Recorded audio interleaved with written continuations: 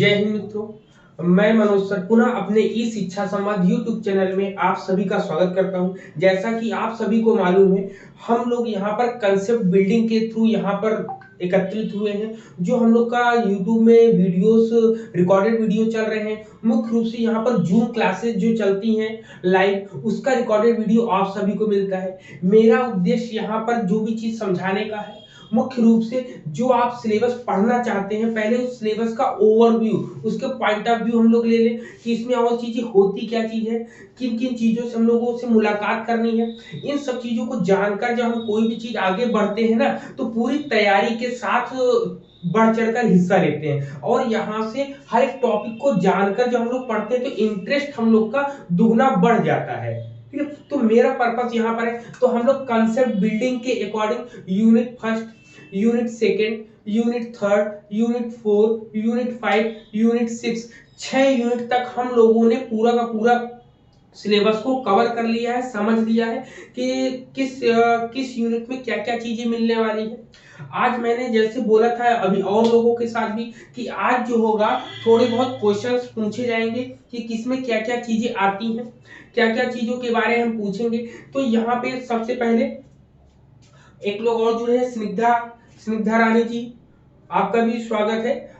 चलिए, यहाँ पर हम काफी हम लोग के 7 मिनट हो चुके हैं। अब हम लोग क्लासेस स्टार्ट करते हैं। क्लास स्टार्ट करने से पहले कुछ ओवरव्यू लेंगे, कुछ जो आपको पुराने पढ़ाए हुए हैं, यूनिट 1 से लेके यूनिट 6 तक जो है आपको रिवाइज कराएंगे।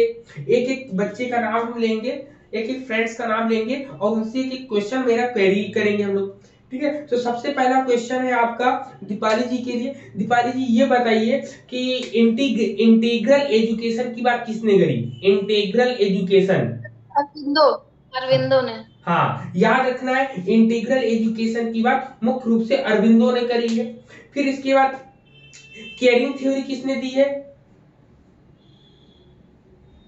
सर केरी पाउले फेरे। नहीं नहीं पॉले सर। फेरे ने दी ना। और हाँ, बैंकिंग पाउले फेरे। वो भी पाउले फेरे की ही है पॉले सर। फेरे ने करी है। ठीक है, बहुत बढ़िया है। फिर आप इसके बाद शैली वर्मा बताएंगी। शैली वर्मा के लिए बताएंगी कि कोठारी आयोग कब आया था। इसका सन पूछते ना, कोठारी कमीशन कब आया था? 1964 to 66। हाँ बोले। हेलो। हाँ बोलिए। 1964 to 66। सैलरी अरे से मैंने पूछा, सैलरी तो सब 19 मैंने। 19 हेलो हाँ बोलिए। सर 1964 में आया था। और 1964 66। हाँ 1966 में ये मतलब 1964 से लेकर 1962 तक इसकी कहानी चलती है हम लोगों की। ठीक है, अगर हाँ इससे हाँ। पूछा जाए कि सबसे पहली शिक्षा नीति कब आई थी, सबसे पहली शिक्षा नीति मैंने बताया था ना कि सबसे पहली शिक्षा नीति सर कब आई थी? 1953। 53 नहीं, 1968। 1968 में पहली शिक्षा नीति जो है 1968 में आई थी। अब स्निग्धा रानी जी बताएंगी हमको, स्निग्धा रानी जी बताएंगी आरईबीटी अप्रोच जो है हम लोगों को कहां पर पढ़ने को मिलता है, किस यूनिट में पढ़ने को मिलता है?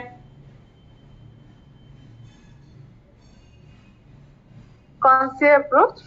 REBT approach, R E B T approach, ये हमको कहां पर किस यूनिट में पढ़ने को मिलता है? Curriculum development. दीपाली जी आप बताइए। सर लर्नर और लर्निंग प्रोसेस में जो हमारा गाइडेंस वाला है वहां पे हमें आरईबीटी अप्रोच मिलता है। बिल्कुल बिल्कुल सर, बिल्कुल सही बोला। और आरईबीटी अप्रोच किसने दिया था? सर एलिस ने। हाँ, क्वेश्चन एलिस। यही आएगा कि आरईबीटी अप्रोच किसने दिया था? अल्बर्ट एलिस ने दिया था। किसने दिया था? अल्बर्ट एलिस ने।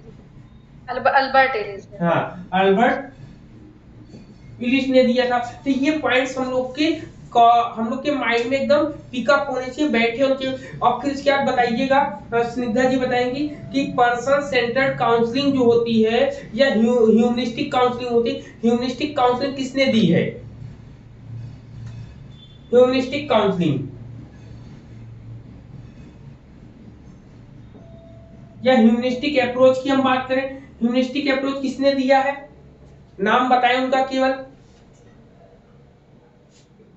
ह्यूमनिस्टिक अप्रोच में गाइडेंस एंड काउंसलिंग के अंतर्गत आएगा। गाइडेंस और काउंसलिंग में ह्यूमनिस्टिक अप्रोच होता है, उसको किसने दिया था, नाम बताइए,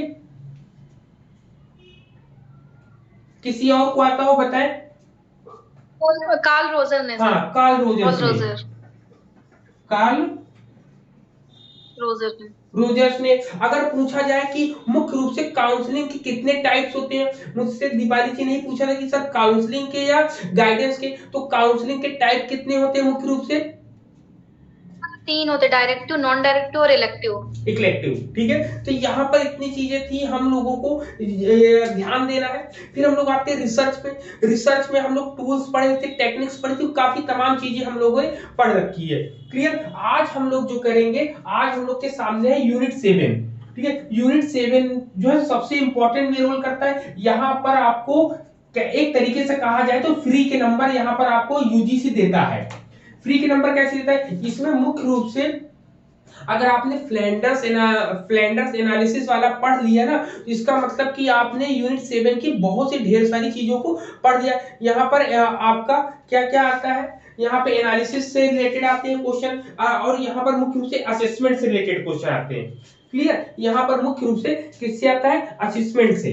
तो सबसे पहले इस यूनिट का नाम लिखेंगे यूनिट 7। यूनिट 7 में मुख्य रूप से किसकी चीजें बात करते हैं हम लोग? पेडागॉगी की। पेडागॉगी, ठीक। पेडागॉगी के साथ क्या है? एंड्रोगॉगी।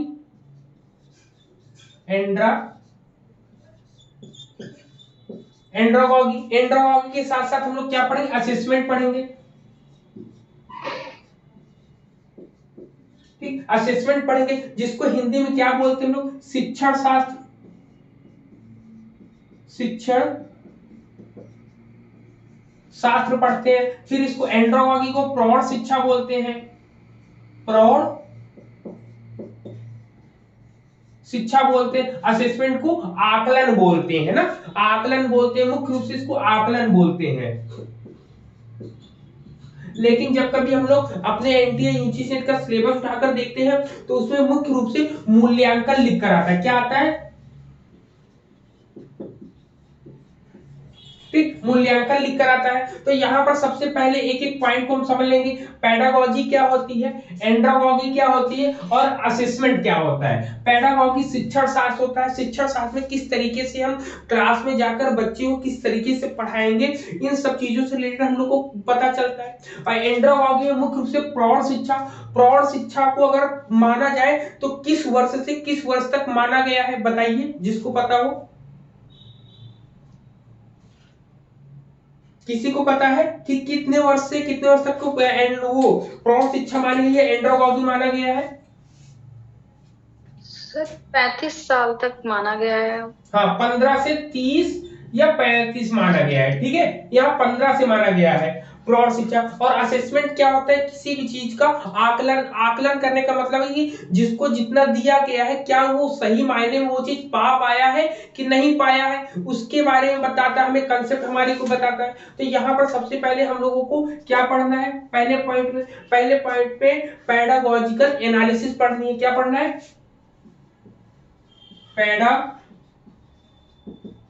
Pedagogical analysis. ठीक, पेडागॉजिकल एनालिसिस हम लोगों को पढ़ना है कि पेडागॉजिकल एनालिसिस पढ़नी है। इसके साथ साथ इसके अंदर क्या आएगा आपका? इसके साथ इसमें कंसेप्ट आएंगे। क्या आएगा? कंसेप्ट आएगा। कंसेप्ट है, कंसेप्ट के बाद स्टेजेस आता है। ठीक, ठीक, स्टेज आता है। अब इनके स्टेज, अब देखिए कंसेप्ट का मतलब हो गया कि इनकी संकल्पनाएं क्या होती हैं, ये होती क्या चीज है, इसके बारे में ये पूछता है। लेकिन जब कभी हम बात करते हैं स्टेजेस की, तो स्टेजेस के मतलब होता है इसके चरण कितने होते हैं, इसके चरण की बात करता है मुख्य रूप से ना। तो इसके चरण कितने होते हैं बताएंगे? कोई पता है किसी को? इनके चरण, इनके स्टेप की बात हम करते हैं, तो इनके स्टेप कितने हो जाएंगे? 7 स्टेप होते हैं। ठीक है, 7 स्टेप में कौन कौन सा? सबसे पहले सेलेक्ट यूनिट एंड सब यूनिट, मतलब कि सबसे पहले यूनिट्स को सिलेक्ट करते हैं। क्या करते हैं? सबसे पहले यूनिट को सिलेक्ट करते हैं हम लोग। यूनिट को सिलेक्ट करने के बाद हमारा क्या आता है? कंटेंट आता है आपका। क्या आता है? कंटेंट आता है। कंटेंट आने के साथ साथ प्रीवियस नॉलेज को हम चेक करते हैं, जिसको पीके टेस्टिंग बोलते हैं हम लोग ना। पीके टेस्टिंग मतलब प्रीवियस नॉलेज, कि पूर्व ज्ञान बालक के अंदर क्या है उससे संबंधित चीजों को हम समझेंगे। तो ये पीके टेस्टिंग होती है, पीके टेस्टिंग होती है यहाँ पर तीसरे नंबर पर। फिर इसके बाद हम लोग क्या करते हैं, इंस्ट्रक्शनल, इंस्टीट्यूशनल, हाँ हाँ इंस्ट्रक्शनल, हाँ इंस्ट्रक्शनल देते हैं यहाँ पर हम लोग। फिर टीचिंग स्ट्रेटजीज बनाते हैं, फिर इनको एग्जांपल देते हैं, एग्जांपल देने का एक ब्लूप्रिंट तैयार करते हैं। तो माइंड में याद रखना है, जब कभी भी इसके स्टेप आएगा सबसे लास्ट में ब्लूप्रिंट आता है, ठीक है।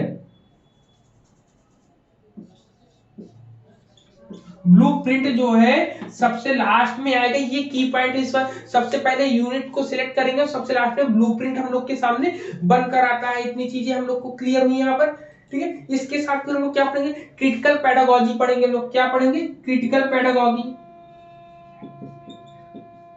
Critical peda critical pedagogy. Critical pedagogy को हम लोग आलोचनात्मक शिक्षण बोलते हैं। क्या बोलते हैं, आलोचनात्मक, आलोचनात्मक शिक्षण शास्त्र।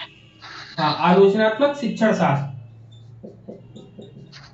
ठीक। आलोचनात्मक शिक्षा शास्त्र जब हम लोग पढ़ते हैं, तो जब हम लोग यूनिट फर्स्ट पढ़े थे, तो यूनिट फर्स्ट में भी इनका नाम कहीं ना कहीं पढ़ने को मिलता है। तो अब अगर आपके माइंड में कंसेप्ट बन रहा होगा कि क्रिटिकल पेडागोजी किसने दी थी,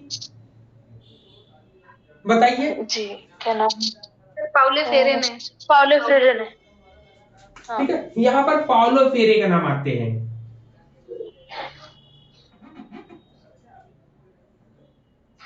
उनकी एक बुक थी ना, पेडागॉजी ऑफ अप्रेस्ट। हाँ पेडागोजी ऑफ अप्रेस्ट की, तो ये पाउलो फ्रेरे की है, ठीक। पाउलो फ्रेरे की है। इन्होंने क्रिटिकल पेडागोजी के लिए एक छोटी सी लाइन बोली थी। इन्होंने बोला था कि हमें अपनी शिक्षा ऐसी बनानी है जो समय की आवश्यकता को पूरा कर सके, ठीक है। इन्होंने समाज के परिप्रेक्ष्य में क्या बताया है, हाँ बोलिए सर। समय था या समाज था?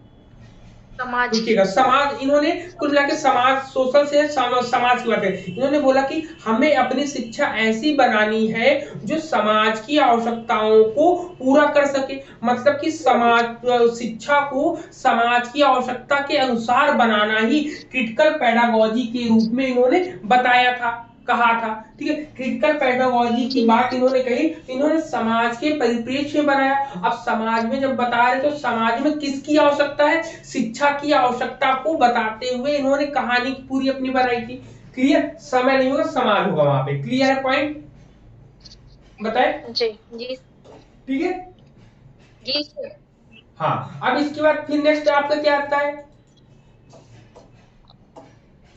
ठीक। नेक्स्ट आपका आता है इसमें इसके बाद आता है इसमें मीनिंग्स आती है, नीड्स आते हैं और इम्प्लीकेशन टीचर आते हैं। मतलब कि इसमें अर्थ हम लोग को पढ़ना होगा, आवश्यकताएं पढ़नी होगी, और अध्यापक शिक्षा में इसका निहितार्थ, मतलब अध्यापक शिक्षा में इसकी क्या भूमिका रहती है, इसके बारे में पढ़ते हैं। फिर इसके बाद आता है आपका इसके बाद यहाँ पर पढ़ते हैं, इसके बाद आता है आपका ऑर्गेनाइजिंग टीचिंग,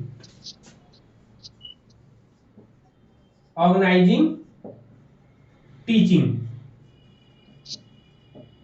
ठीक। ऑर्गेनाइजिंग टीचिंग मतलब क्या कहेंगे हम लोग, शिक्षण का संगठन कहेंगे। जब शिक्षण के संगठन की बात करते हैं, तो हम लोगों को 3 लेवल पता है ना, कौन कौन से हम लोग का 3 लेवल पता है। सबसे पहला कौन होता है, memory level, memory level, understanding level, reflective. हाँ मेमोरी लेवल होता है। दूसरा आपका अंडरस्टैंडिंग लेवल होता है, अंडरस्टैंडिंग लेवल होता है। फिर तीसरा आपका क्या आता है, तीसरे में आपका आता है रिफ्लेक्टिव लेवल। क्या आता है, रिफ्लेक्टिव लेवल, रिफ्लेक्टिव लेवल, ठीक। अब यहाँ पर जो हम लोग के सिलेबस के अकॉर्डिंग पढ़ना है, तो स्मृति स्तर को हम लोग को जो पढ़ना है, वो इसके अंदर कौन सा मॉडल आता है। तो मॉडल का नाम हम लोग को याद रखना है, हर्बेटियन मॉडल आता है, ठीक है। हर्बेटियन मॉडल, हर्बेटियन मॉडल आता है आपका, ठीक है, दिख रहा है। जी सर। सर सर थोड़ा सा बोर्ड इधर कर दीजिए सर। जी, लेफ्ट हैंड साइड में। साइड में बोर्ड, हाँ अब ठीक है। ठीक, हर्बेटियन मॉडल आता है। फिर इसके बाद आता है अंडरस्टैंडिंग लेवल की बात करेंगे तो अंडरस्टैंडिंग लेवल में कौन आता है, मॉरिसन टीचिंग मॉडल आता है। इसमें क्या आता है, Morrison teaching model, Morrison teaching model की बात हम करेंगे। ठीक, फिर इसके बाद क्या आता है रिफ्लेक्टिव लेवल में, तो रिफ्लेक्टिव लेवल में किसका नाम आता है, तो रिफ्लेक्टिव लेवल में मुख्य रूप से दो लोगों का नाम आता है आपका। ठीक है, कितने लोगों, दो लोगों का नाम आता है, कौन कौन सा, Bigge and Hunt. Hunt, Bigge and Hunt की बात करेंगे। ठीक, बिगे एंड हंट की बात हम लोग करते हैं मुख्य रूप से यहाँ पर।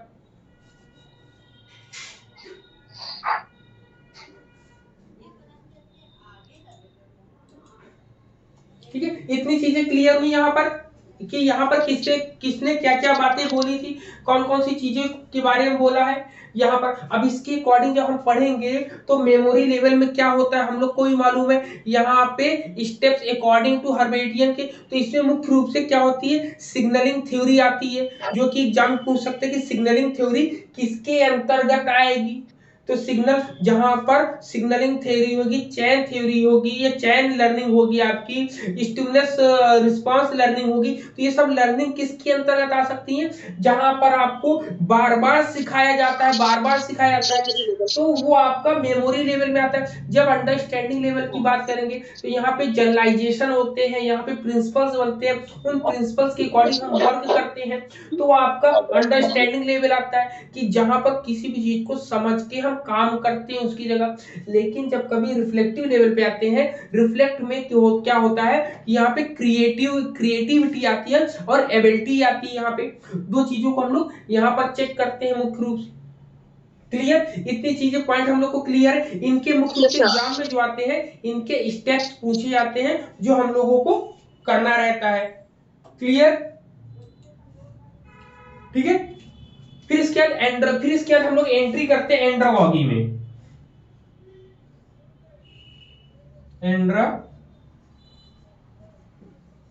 एंड्रोगॉगी में जब हम एंड्रोगॉगी में एंट्री करते हैं तो एंड्रोगॉगी के भी मीनिंग्स पढ़ लेंगे हम लोग, और इसके प्रिंसिपल पढ़ेंगे हम लोग। फिर इसके बाद थ्योरी ऑफ एंड्रोगॉगी, जब कभी हम लोग को पढ़ना होगा थ्योरी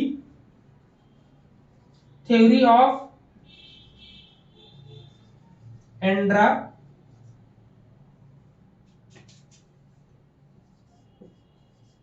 एंड्रोगॉगी, तो थ्योरी ऑफ एंड्रोगॉगी की जब कभी हम लोग बात करते हैं तो ये किसके परिप्रेक्ष्य में पढ़ना है, तो ये मुख्य रूप से थ्योरी ऑफ एंड्रोगॉगी जब कभी हम पढ़ेंगे तो मैल्कॉम नॉल्स के अनुसार पढ़ेंगे हम लोग। किसके अनुसार, नाम याद रखना है, मैल्कम नॉल्स। हाँ, मैल्कम नॉल्स के बारे में ना।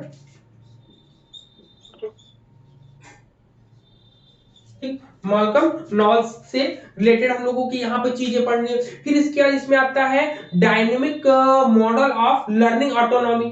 ठीक, फिर डायनेमिक मॉडल पढ़ने लेंगे हम लोग।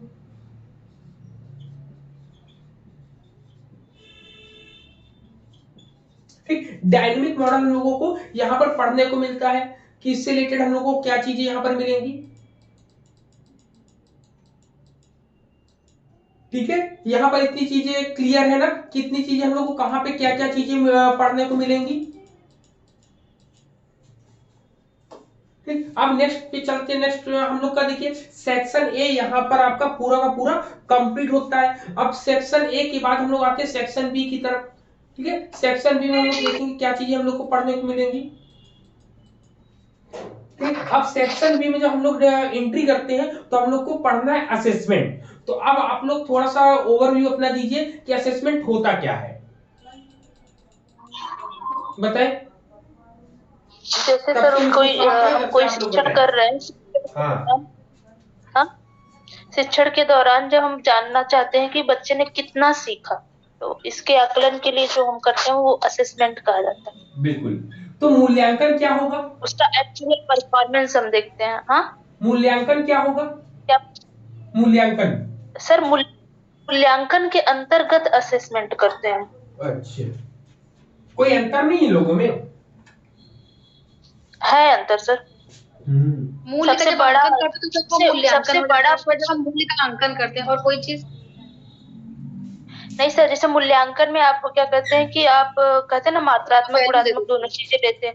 मूल्यांकन के लिए हम असेसमेंट करते हैं तो कुछ डाटा मिलता है, फिर उस डाटा का एनालिसिस करते हैं, उसमें मापन भी होता है। लेकिन ठीक। मूल्यांकन जो तो पूरा ब्रॉड सेंस में है, उससे छोटा असेसमेंट आया और मेजरमेंट उसके अंदर अंतर्गत है। बिल्कुल ठीक। जैसे मेजरमेंट में आप, हाउ मच का देखते आपके हैं कि बोलने कितना का दिख रहा मतलब है। कि सबसे बड़ा जो है आपका इवैल्यूएशन होता है, ठीक। फिर उसके अंदर आपने बोला है कि क्या क्या होता है आपका, असेसमेंट होता है आपका, असेसमेंट और फिर जी, सबसे उसके उससे अंदर छोटा जो होता है वो मेजरमेंट मेजरमेंट होता है आपका, ठीक। अब तीनों जी। की कहानी तो हम लोगों ने यहाँ पढ़ ली। अब याद रखना है जब कभी हम लोग को होता क्या है, सबसे पहले जैसे आपसे क्वेश्चन पूछ लिया कि अचीवमेंट, अचीवमेंट किसके अंतर्गत आएगा, इसके अंतर्गत, इसके अंतर्गत, या आपका मेजरमेंट के अंतर्गत। अचीवमेंट मतलब होता है उपलब्धि, ठीक। अब उपलब्धि जी कैसे मिली, किसके थ्रू, आप उसको मेजर करेंगे कि असेस करेंगे कि इवेलुएट करेंगे, किस क्या चीज करेंगे? Sir, assess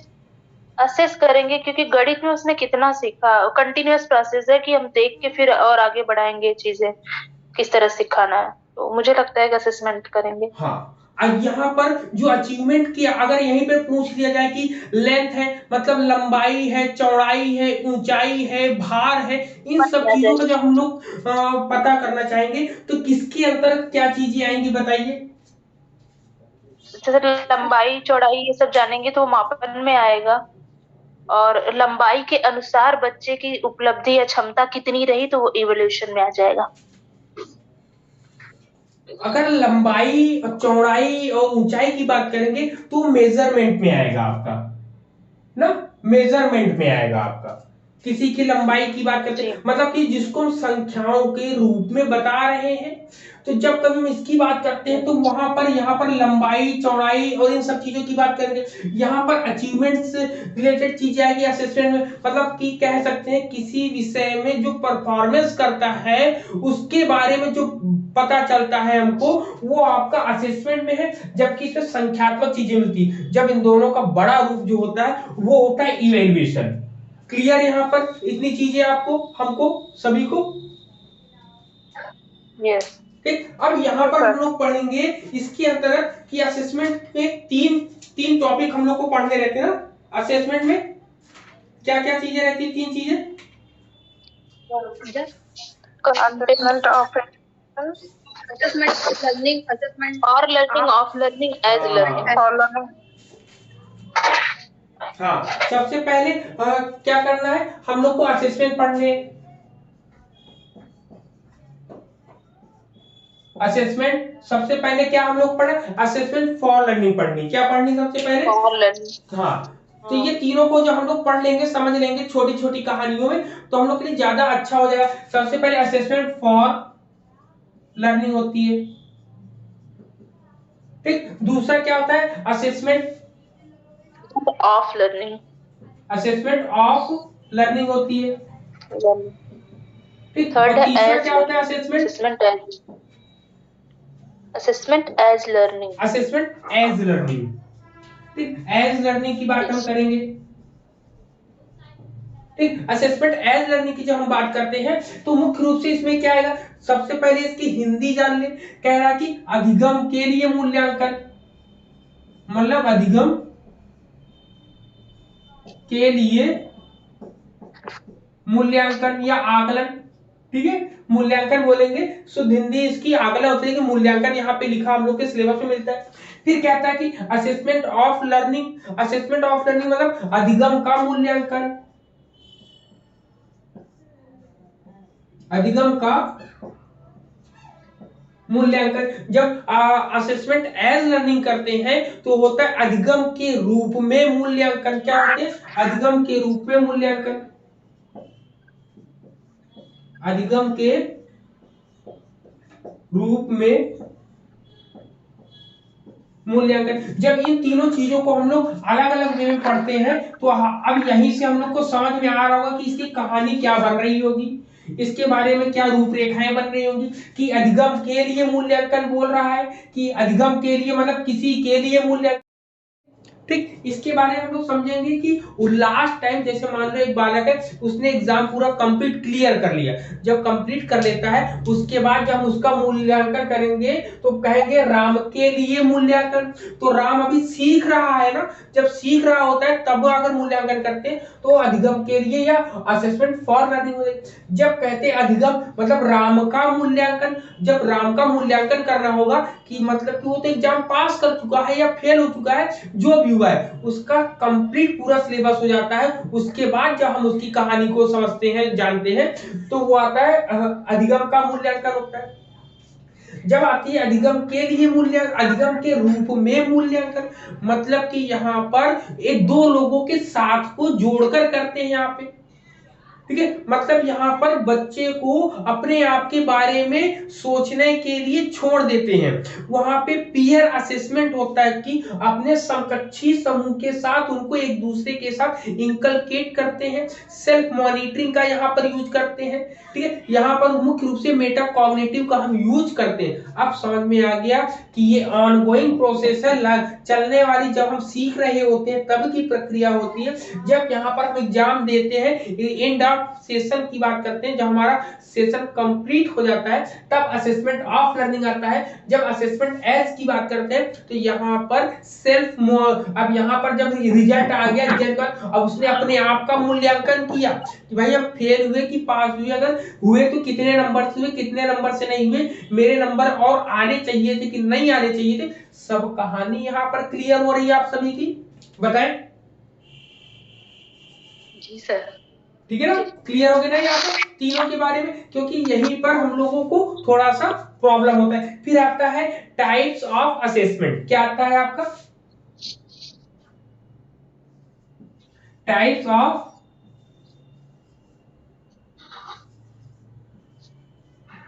assessment. Types of assessment में क्या आएगा आपका? देखिए, टाइप्स ऑफ असेसमेंट में मुख्य रूप से हम लोगों को चार चीजें पढ़नी है। क्या पढ़नी? चार चीजें। सबसे पहले प्लेसमेंट।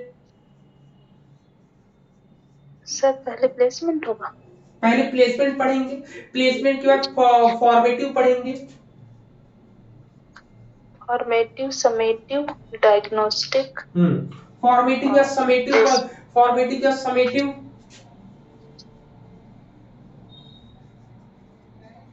फिर डायग्नोस्टिक,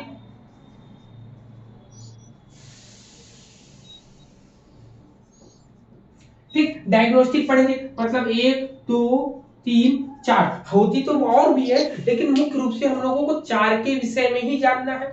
जिसको अगर हिंदी में बोलते हैं तो इसको बोलते हैं पद स्थान। ठीक, फॉर्मेटिव को हम लोग जानते हैं, आप लोग भी, प्रारंभिक या रचनात्मक बोलते हैं। ठीक, फिर इसको समेटिव को संकलनात्मक बोलते हैं। ठीक, डायग्नोस को क्या बोलते हैं? मुख्य रूप से योगात्मक बोलते हो, सॉरी, डायग्नोस को क्या बोलते हैं? निदानात्मक। जी, निदानात्मक। ठीक है, ये जितने भी हम लोग फर्स्ट सब्जेक्ट में पढ़ते हैं ये पूरा का पूरा फर्स्ट पेपर में भी पढ़ाया जाता है। तो आपका फर्स्ट पेपर भी यहाँ से तनिक भी अलग नहीं है यहाँ पर। ठीक है, इसके बारे में इतनी चीजें हम लोग पढ़ेंगे।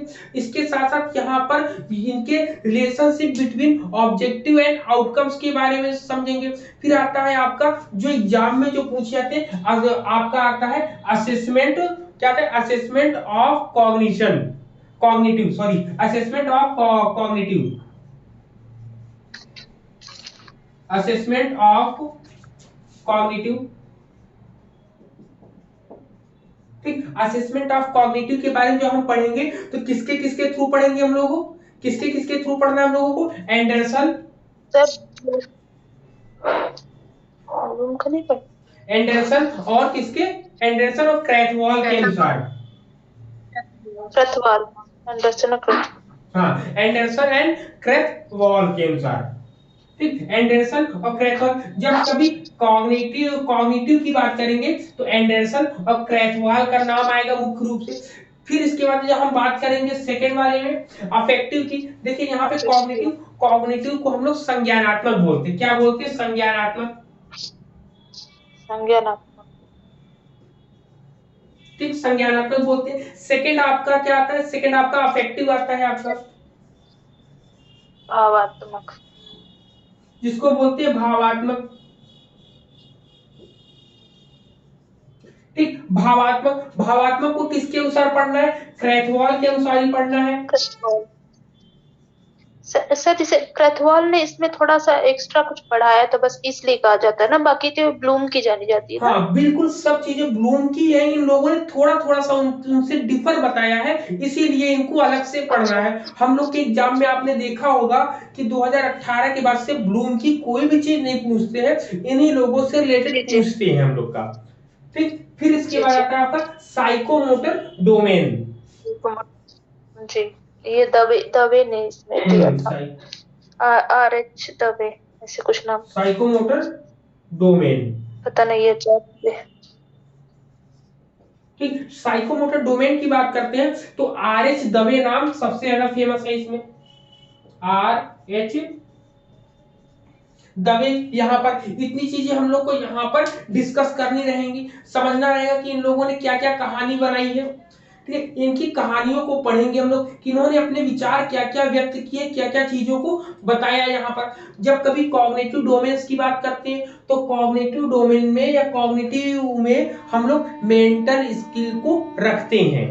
क्या रखते हैं? याद रखना है, जब कभी हम आपका कल जब या आपकी कल जब क्लास होगी तो हम पूछेंगे कि कॉग्निटिव में क्या होता है, तो आप बताएंगे मेंटल स्किल।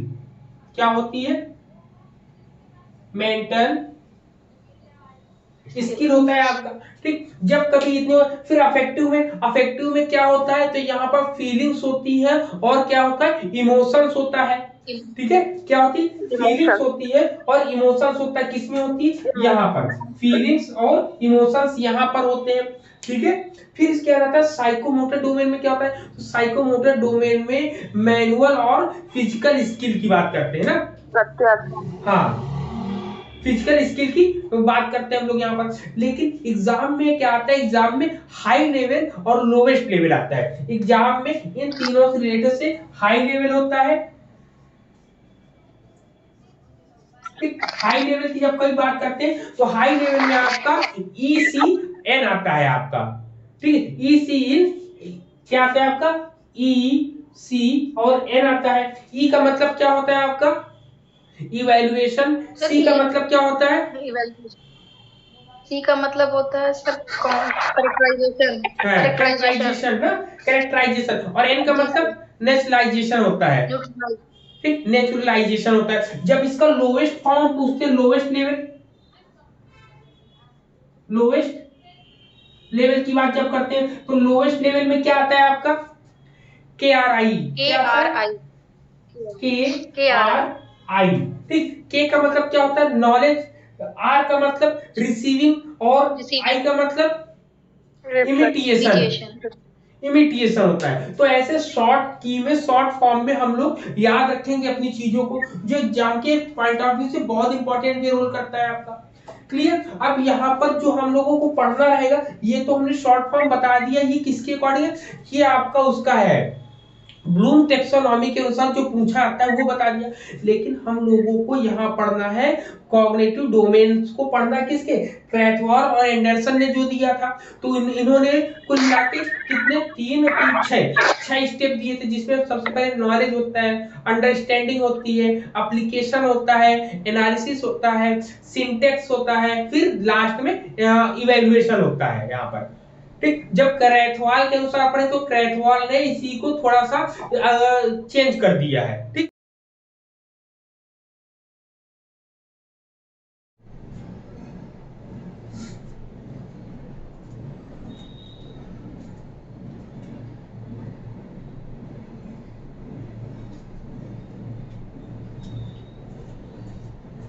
ठीक है, सब लोग आगे। हेलो, मेरी आवाज आ रही? हाँ सर, आ रही आवाज आपकी। हाँ तो ठीक है, तो इतनी चीजें हम लोगों ने यहाँ पर पढ़ी, इसके बारे में हम लोग जानेंगे। अब बात आती है इसमें सेक्शन सी की तरफ। ठीक, सेक्शन सी में हम लोग पढ़ेंगे, अब पढ़ेंगे असेसमेंट इन एंड्रोगॉगी ऑफ एजुकेशन। यहाँ पे फीडबैक डिवाइसेस जितनी भी चीजें होती हैं उससे रिलेटेड हम लोग डिस्कस करेंगे। इसको साफ करें हम, ठीक है, इसको साफ करते हैं। अब हम लोग सेक्शन सी की तरफ चलेंगे। सेक्शन सी में भी क्या क्या चीजें हम लोग ये जान लेंगे।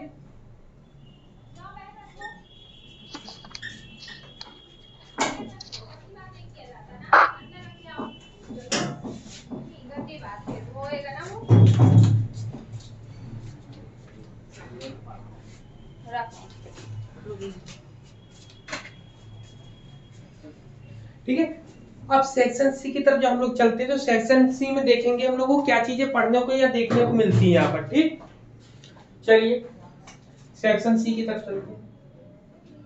सेक्शन सी में हम लोग को पढ़ना है असेसमेंट इन पेडागॉगी।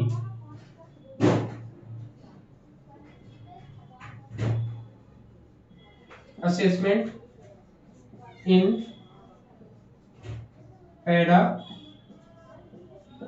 ठीक, असेसमेंट इन पेडागॉगी, इसमें क्या पढ़ना है हम लोग को? फीडबैक डिवाइसेस पढ़नी है।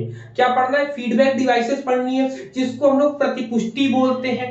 क्या बोलते हैं? फीडबैक डिवाइसेस है जैसे कोई काम किया, काम करने के बाद जो हमको चीजें मिलती हैं उनसे रिलेटेड हम लोग चीजें जानते हैं, समझते हैं। ठीक, उससे रिलेटेड चीजें हम लोग को पढ़ने को या देखने को मिलती है यहाँ पर।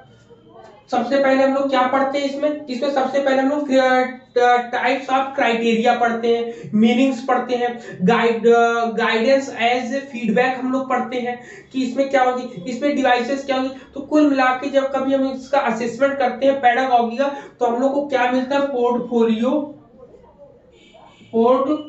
क्या मिलता है? पोर्टफोलियो मिलता है। बताइए आप लोग क्या होता है पोर्टफोलियो? ठीक, पोर्टफोलियोज मिलते हैं। पोर्टफोलियो आपको रूब्रिक्स मिलता है, प्रोग्रेस अचीवमेंट रूब्रिक्स मिलता है। रूब्रिक्स के साथ साथ आपको रिफ्लेक्टिव जर्नल्स मिलते हैं, रिफ्लेक्टिव जर्नल्स।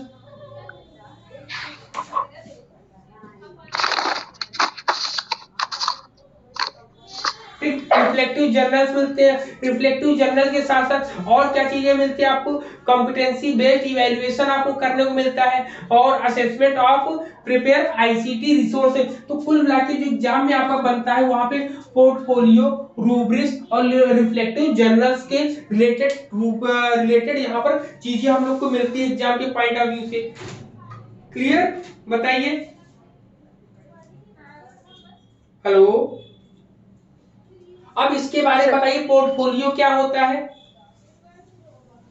पोर्टफोलियो मतलब बच्चे का अब तक का जितना भी प्रोग्रेस रहा, जो अचीवमेंट रहा, मतलब उसका पूरा समग्र जो भी एक्टिविटी रहा, हाँ, उसकी जितनी एक्टिविटीज होती है उनको हम लोग जानते हैं, समझते हैं उनको। अगर आपसे कहा जाए कि एक बालक है, उस बालक की पूरी रिपोर्ट एक डायरी में बनी हुई है, तो जब कभी डायरी में बनी होती तो वो किसके अंतर्गत आएगी?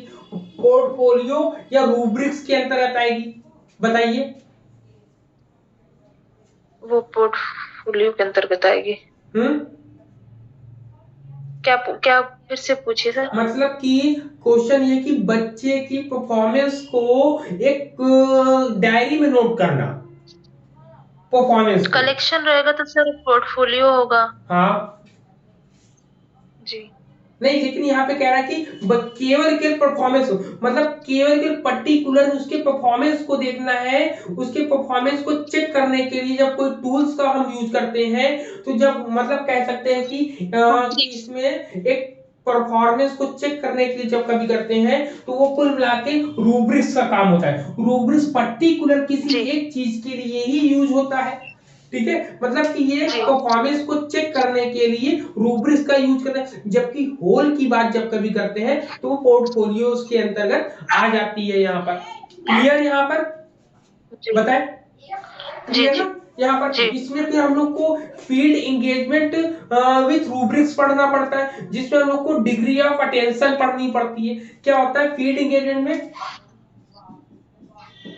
Degree of attention, engagement. Class के बच्चों को मोटिवेशन बढ़ाने के लिए जो भी उस पर ध्यान दिया जाता है, उसके टेंशन पे और सब चीजें। हाँ, उनको कहीं ना कहीं व्यवस्थित रूप में उनको व्यस्त रखा जाता है किसी न किसी काम को करने के लिए। जब किसी काम को करने के लिए हम करते हैं तो उनके अंदर कुल मिला के ये हमेशा एक क्यूरियोसिटी रहती है कि एक काम छोड़ा हमें दूसरा काम भी करना है, उनको खाली नहीं बैठने देना, उनके माइंड को चलते रहने देना है। ठीक, ये चीजें करेंगे यहाँ पर। फिर इसके अंदर कितनी चीजें क्लियर होती हैं यहाँ पर बताएं। ठीक है जी सर। हाँ, फिर इसमें आपके सेक्शन डी की तरफ जाते हैं। ठीक है, सेक्शन डी में हम लोग को क्या पढ़ना है। सेक्शन डी में जब हम लोग जाते हैं तो हम लोग को सेक्शन डी में FIC क्या पढ़ते हैं, FIACS पढ़ते हैं। Flanders analysis, Flanders interaction analysis category system, Flanders interaction analysis category system पढ़ना है हम लोग को। ठीक है, जिसमें 10 कैटेगरीज दी रहती हैं। ठीक, 10 कैटेगरीज को हम लोग को बांटना होता है ना, टीचर टॉक्स में, प्यूपिल टॉक्स में, और एक साइलेंट होता है। 3 डिवाइडेशन करते हैं। तो इससे रिलेटेड हम लोग के एग्जाम में काफी ढेर सारे क्वेश्चन आते हैं और बहुत ही इजी होता है। इसीलिए मैंने कहा कि यहाँ पर फ्री के नंबर आपको मिल जाएंगे। कैसे? क्योंकि इसमें ज्यादा आपको घुमा फिरा के नहीं पूछना है, इसकी कहानी की, इसके डायग्राम को हमें समझ लेना है। डायग्राम समझ लिया तो आपका यहाँ से क्वेश्चन पक्के हो जाते हैं। क्लियर? जी सर।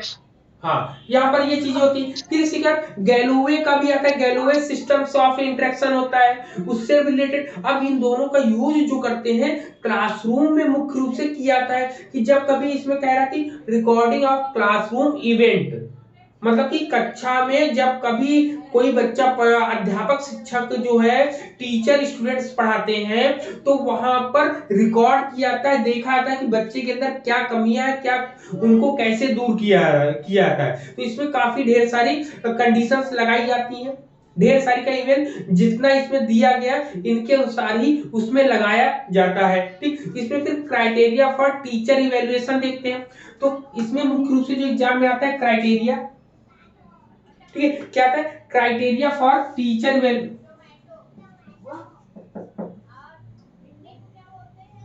ठीक है, क्राइटेरिया देखा जाता है। अब क्राइटेरिया भी किसके अनुसार देखा जाता है, for teacher evaluation, for teacher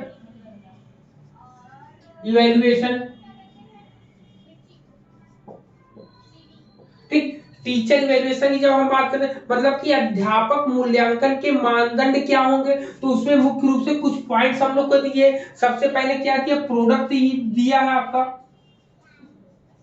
ठीक, प्रोडक्ट्स के बाद दूसरे पॉइंट पे हम क्या देता है, प्रोडक्ट के बाद प्रोसेस देता है,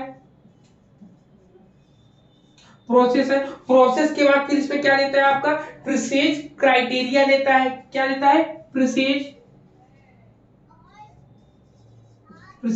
क्राइटेरिया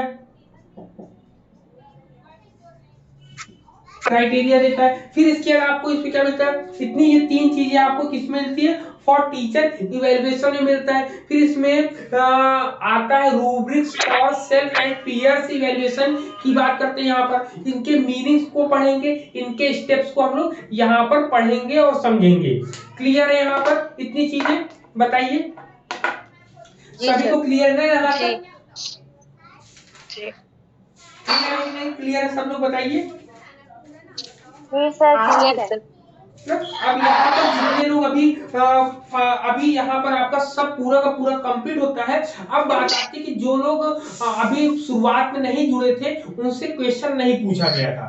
ठीक, तो उनसे भी अब यहाँ पर क्वेश्चन कुछ पूछे जाएंगे कल जो पढ़ाया गया था मुख्य रूप से ना। तैयार है वो लोग जो लोग बताना चाह रहे हैं, पूछे हम? जी। ठीक है, प्रिया जी हैं, और कौन है आपका? बस प्रिया जी अभी जुड़ी हैं, बाकी और लोग तो बता चुके थे और लोग का टर्न हो चुका था।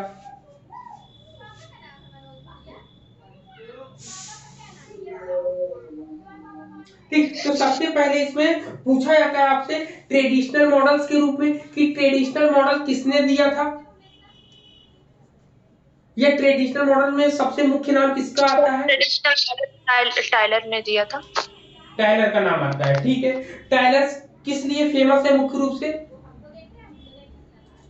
सर ये क्या कहते हैं, सब्जेक्ट ओरिएंटेड इन्होंने दिया था ट्रेडिशनल मॉडल। इन्होंने सब्जेक्ट दीपाली जी आप oriented traditional Priya ji model को दिया बोल था। रहे थे। Father of evaluation. एक क्वेश्चन आता है कि how to teach in the class.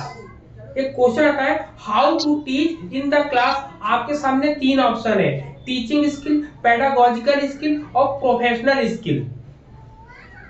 Pedagogical skill, ठीक। How to teach in the class बिल्कुल सही है आपका। जब कभी डिफरेंट मेथड यूज करने होते हैं तो डिफरेंट मेथड में क्या क्या चीजें आएंगी आपकी। इसमें बोला है कि पेडागोजिकल थ्योरी में क्या क्या चीजें आती हैं आपकी। जी क्या पूछ रहे हैं? पेडागोजिकल थ्योरी में आपकी क्या क्या चीजें आएंगी। जैसे 3 चीजें आती है मुख्य रूप से ना। जब कभी पेडागोजी आप पढ़ाते हैं कहीं पर या बीएड में क्लासेस चलती है तो वहां पे 3 चीजें मुख्य रूप से बेसिक चीजें मानी जाती है जो हर सभी को पढ़नी पड़ती है। वो कौन सी है? सर पेडोलॉजी क्या सर कह रहे हैं सर? क्वेश्चन समझ नहीं। बेसिक चीजें हमको पेडागोजी में बेसिक चीजें क्या पढ़नी पड़ती है?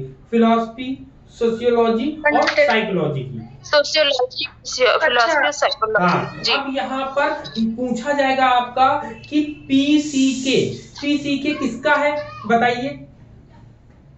Shulman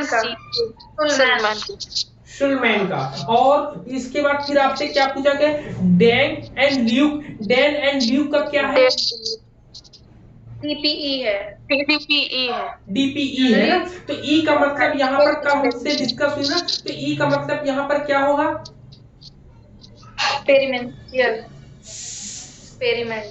experimental. नहीं याद है।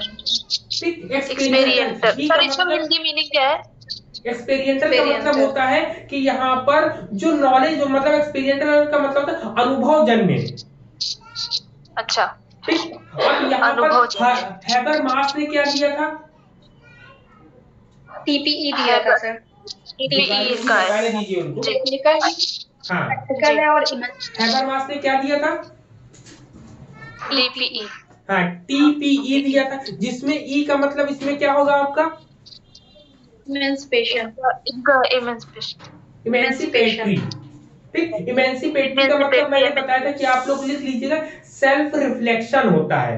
ठीक है, तो ये मुख्य चीजें होती हैं जो हम लोगों के एग्जाम में पूछी जाती है। यही थोड़ी थोड़ी चीजें डिफरेंट वे में आती है। एक क्वेश्चन है इससे पहले पूछा था कि REBT अप्रोच जो है हम लोग कहां पर पढ़ते हैं और इसको किसने दिया था? केवल प्रिया जी बोलेंगे। गाइडेंस एंड काउंसलिंग में पढ़ते हैं। दीपाली जी के प्रिया जी को बोलने दीजिए, बोले। अच्छा REBT अप्रोच सर पूछ रहे हैं। नहीं मेरे से ही पूछ। REBT अप्रोच सर ये याद नहीं आ रहा किसमें, गाइडेंस और काउंसलिंग में। हाँ, गाइडेंस और काउंसलिंग में है। नहीं। ये किसने दिया था? इनका नाम मुझे याद है, कुछ पता नहीं। अच्छा, यहाँ पर ह्यूमनिस्टिक की बात अगर हम लोगों ने पढ़ी थी, ह्यूमनिस्टिक किसने दिया था? जी ये मेयो मैम ने दिया था। कार्ल रोजर्स ने दिया। कार्ल रोजर्स ने मुख्य रूप से किसकी बात करी थी? कार्ल रोजर्स इनका नौकरशाही सिद्धांत था। हाँ, यह कार्ल रोजर्स का कहाँ है नौकरशाही सिद्धांत? मैक्स वेबर का है वो। मैक्स वेबर का। हाँ, अभी स्निग्धा जी ने देखिए बोला है बैकग्राउंड में, सेल्फ आइडियल और सेल्फ रियल की बात बोली है ना, तो ये कार्ल रोजर्स ने ही सेल्फ आइडियल और सेल्फ रियल की बात करी है। अब यहाँ पे क्वेश्चन कॉमन क्वेश्चन आएगा कि इक्लेक्टिव काउंसलिंग किसने दिया था मुख्य रूप से? इक्लेक्टिव काउंसलिंग। हाँ, इक्लेक्टिव काउंसलिंग किसने दिया था?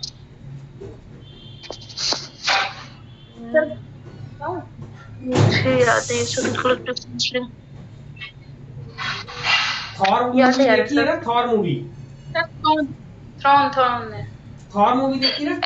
थॉर मूवी में क्या होता है कि वहां पे पूरी की पूरी ताकत किसके पास होती है? इक्लेक्टिव में होता है संकलन, और संकलन कहां पर होता है? थॉर मूवी जो हम लोग देखते हैं तो उसमें भी थॉर के पास भी एक हथौड़ा रहता है ना, हैमर रहता है, तो उससे अकॉर्डिंग हम याद कर लेंगे। ठीक है। इक्लेक्टिव हमेशा सर इनका पूरा नाम क्या है? थॉर्न। FC thorn. हाँ, एफसी थॉर्न ना। अब यहाँ पर कॉमन एक क्वेश्चन आता है कि स्टैक मॉडल जो होता है, स्टैक मॉडल में कौन सा आता है इवैल्यूएशन में? स्टैक मॉडल मतलब में जो रॉबर्ट स्टैक ने दिया था 1967 में, उसमें मुख्य रूप से कौन सा मॉडल आता है? इनको स्टैक मॉडल भी बोलते हैं, दूसरा नाम इसका क्या है? इनका सर कंगुएंस मॉडल ऐसा कुछ था। काउंटरनेंस है आपका। कॉन्टिनेंस मॉडल, हाँ याद आ गया। कॉन्टिनेंस मॉडल था इनका, फिर स्क्रीवेन का, किर्कपैट्रिक का। हाँ, कॉन्टिनेंस मॉडल है हम लोग को। ठीक है, तो इतनी चीजें हैं आप लोगों की। तो ऐसे ही आप लोग रिवीजन थोड़ा बहुत करते रहे, डेली हम कुछ ना कुछ आप लोगों से पूछते रहेंगे। और स्क्रीवेन का हम लोग के माइंड में बैठा लेना कि स्क्रीवेन का कौन सा मॉडल है? इनका गोल फ्री मॉडल है, और जो किर्कपैट्रिक इन्होंने 4 मतलब 4 लेवल मॉडल दिया था। बिल्कुल बिल्कुल। चलिए बहुत अच्छा है। बाकी अभी 9 बजे फिर हम लोगों की मुलाकात होगी, तो 9 बजे हम लोग यूनिट 8 के साथ मुलाकात करेंगे। ठीक है, यूनिट 9 जो है हम लोग को 9 बजे अभी बात करेंगे हम लोग यूनिट 8 के साथ। और आप लोग ऐसे रिवीजन करिएगा, उसमें भी थोड़े बहुत पूछेंगे, फिर इसके बाद पढ़ाना शुरू कर देंगे। ठीक है, चलिए ठीक है, चलिए ओके, थैंक यू। अभी नहीं, गुड नाइट, अभी मिलेंगे दोबारा हम लोग। ठीक है, चलिए ठीक है, ओके ओके, तैयारी कर।